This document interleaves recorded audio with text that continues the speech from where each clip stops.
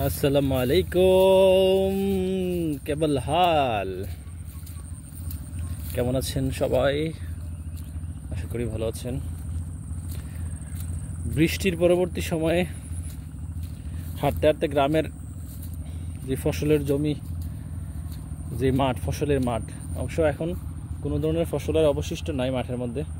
সব ফসল কাটা হয়ে গেছে ইনশাল্লাহ, আলহামদুলিল্লাহ। কৃষক তার গোলায় ধান উঠাই ফেলছে। অবশ্য কিছু কিছু জায়গায় ধান এখনও রয়ে গেছে। কেউ সিদ্ধ করতেছে, কেউ শুকাইতেছে। যেমন আমাদের বাড়িতেও আজকে অনেক ধান শুকনোর একটা ব্যাপার স্যাপার ছিল।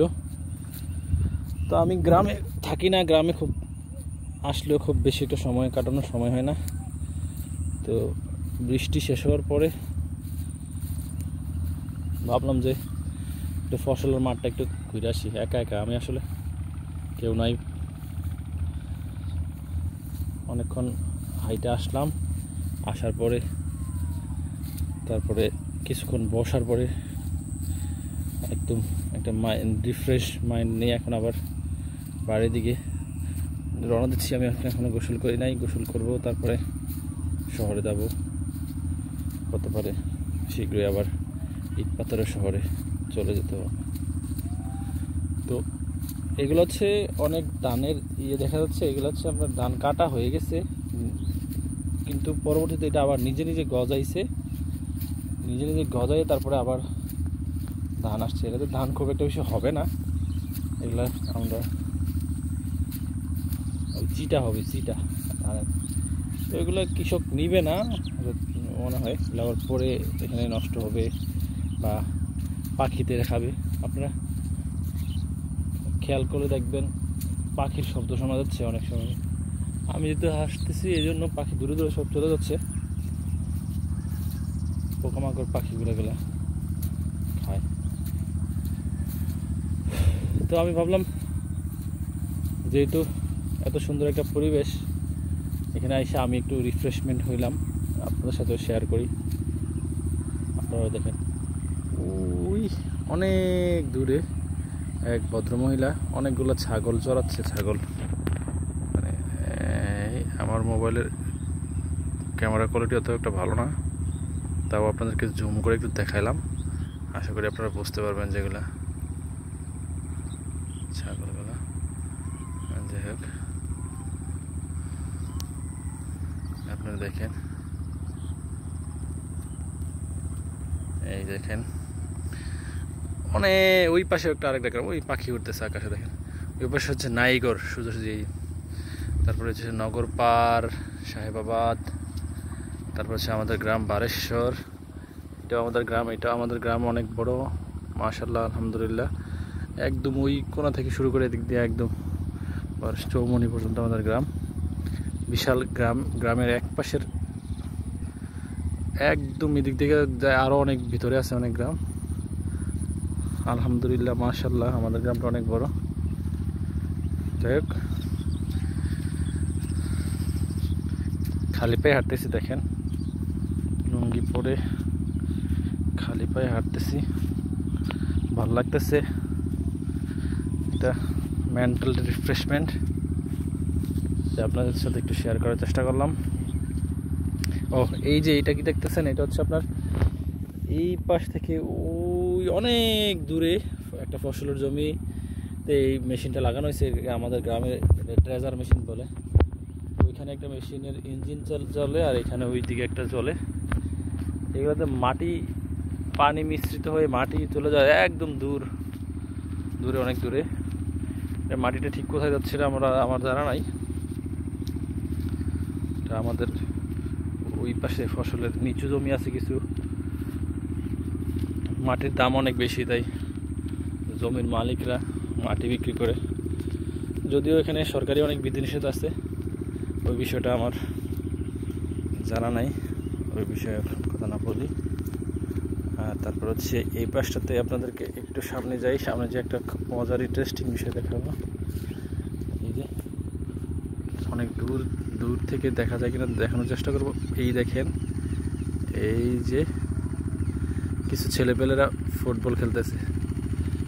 এই ফুটবল আমার আমার ক্যামেরা কোয়ালিটি খুব একটা বেশি ভালো না, এই জন্য হয়তো বা এত জুম করে দেখা যাচ্ছে না। ফুটবল খেলতেছে, তাদের পাশে অনেকগুলো ছাগল আছে অবশ্য, এই দেখেন সেই অনেক দূরে দেখছেন ফুটবল।